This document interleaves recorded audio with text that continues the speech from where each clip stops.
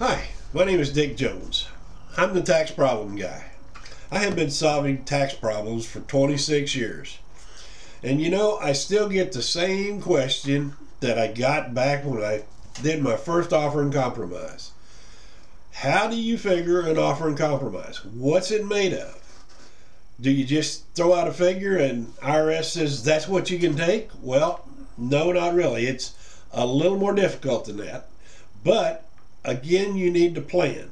Planning is key when you're dealing with any IRS issue, whether it's your income tax return or whether it's an offer in compromise or an installment agreement. Plan, because let's say you plan to pay $500 a month, but your income really won't afford $500 a month. You're better off paying the $300 a month if that's what you can afford, and make sure that you can pay it each and every month so you won't have any problems down the line. But let's get back to the offer in compromise. Basically, what an offer in compromise is it's a mathematical calculation by the IRS at what point they're looking at it, which would be the maximum collection potential that they could receive on any given day. So let's take a easy example. Let's say you've got a house that has about $3,000 in equity in it, and you've got a car but it's got a mortgage on it, and basically you're upside down. That happens a lot this day and age because of the long financing and all that kind of stuff. So let's say that's our only two assets for the sake of simplicity of this video. But now you go to the income side of it. So you put down on the 433A, which is the form that IRS requires, your gross income.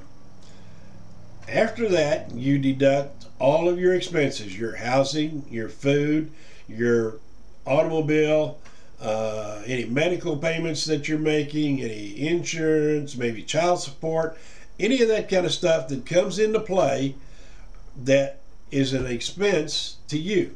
Now, some things they don't allow as this expense. The first one comes to mind is credit card expense. And the other one, which I think should be changed, is they don't allow tithing to a church, which that's not the way I was raised, and I think that's a shame, but that's their regulation.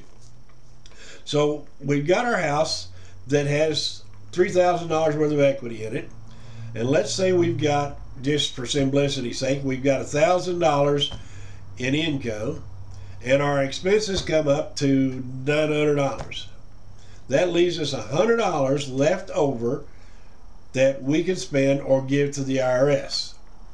So what they do is, and I'm talking about a short-term cash-out offer is what I'm talking about here. There are other forms of offers, but I'm not going to get into them at this point.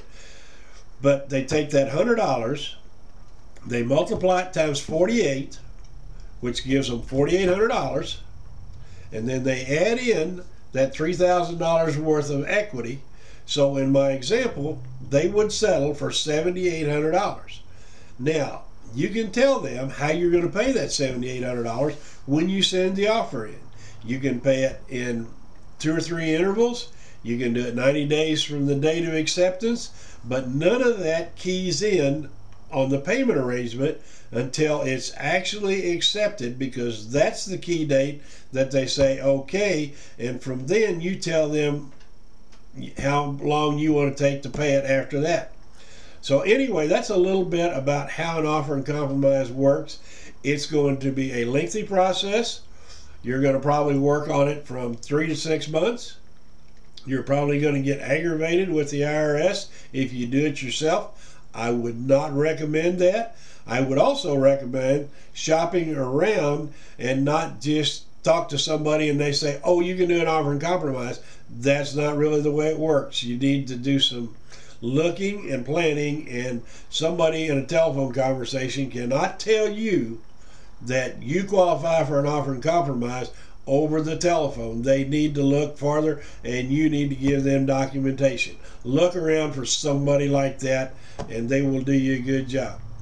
A lot of times I've had to win things in appeals because the first line of the people that look at the offer are obviously looking at it from an IRS standpoint, and they're looking for a reason to reject it. So don't get discouraged. You may have to go to appeals, and if you go to appeals, plan on redoing the entire offer and sending in new documentation, because they'll look at it again at that point. Anyway, I hope I've shed a little light on the offer and compromise situation with the IRS.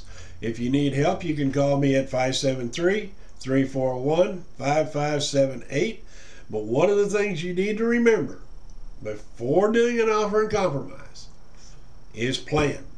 Plan out and see what you think, or what your professional that's helping you thinks that offer will do, and where it will be when you send it in. And don't send in a frivolous offer.